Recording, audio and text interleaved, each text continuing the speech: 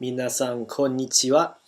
Actually, it should be konbanwa. It's about 10 o'clock at night. I just got home from doing an eikaiwa class.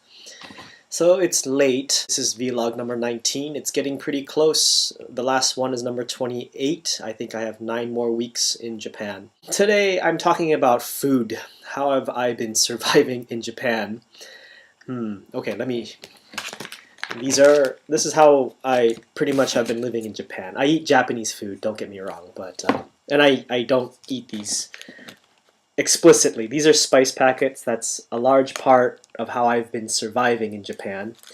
This is taco mix, beef stew, sloppy. They're very useful because I'm not a great cook and I'm often in a hurry, don't have that much time, so. And what's cool about these is they allow me to share cuisine that is so easily found in the United States that it's become taken for granted. But in Japan, people have never heard of these things. So I've been able to share American culture by preparing stereotypical American meals for them, and they understand it and they appreciate beef stew. They love Americanized Mexican food, and they don't have no idea what a sloppy Joe is, even though any American knows what a sloppy Joe is, but they don't know. And I've been able to make sloppy Joe sandwiches for Japanese friends and have enjoyed watching them trying to eat them. I make rice, and you know what? Here's a plate of chocolate chip cookies that I made. So I'm okay in Japan, food-wise. I cook. Not great, but I do it. In fact, I've gained weight in Japan, a lot of weight. A lot of people have mentioned it and probably think I'm eating like a pig over here, and that's not quite true. There's actually other reasons for that, mainly being I can't really exercise here in Japan, in my village. I'm going to confess something. I like Japanese food, but I don't. It's not my favorite. Every time I've admitted that to other people, they get really offended and get very angry at me. But it's okay. Don't get me wrong. I like it. Don't. I've been living off of it for like a year and a half now. I love the stereotypical as that sounds. I love sushi. And this area, my area of Kaga, gets great sushi. I like the things that you can find at the kombini, like onigiri, the rice balls, and I like bento boxes. And it's all good. It's great.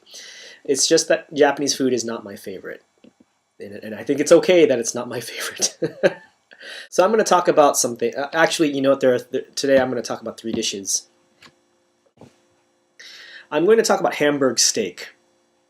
And I'm going to go ahead and show a picture of Hamburg steak. Hamburg steak is pretty much the equivalent of American meatloaf. It's like Japanese meatloaf. They put milk and flour and eggs and cabbage and the beef. And I guess to Japanese people it looks like a hamburger, so they call it Hamburg steak. The thing that's funny about it is that it's fusion cuisine. It's not pure Japanese cuisine. It's mixed Western and Japanese. My Japanese friends are surprised when they talk to me and they ask me things like, how do you say Hamburg steak in English? And I say, Hamburg steak? And they get very confused because there is no such thing. And they think that they think it's Western. They think it comes from the United States. And there's always an explanation that goes on, like, there is no such thing as Hamburg steak. It's purely Japanese, and it's okay. I've had it, but it's not, it's all right, I think I have a picture of omelet rice, or omurice is what they call it here. It's fried rice in an omelet with like ketchup or tomato sauce on top. I've had it. It's not my favorite. It's actually no. I actually hate omelet rice. It's gross, And one of my friends, wanted to take me out to a Western restaurant. He said, "How do you like omelet rice?" I'm like, "What?"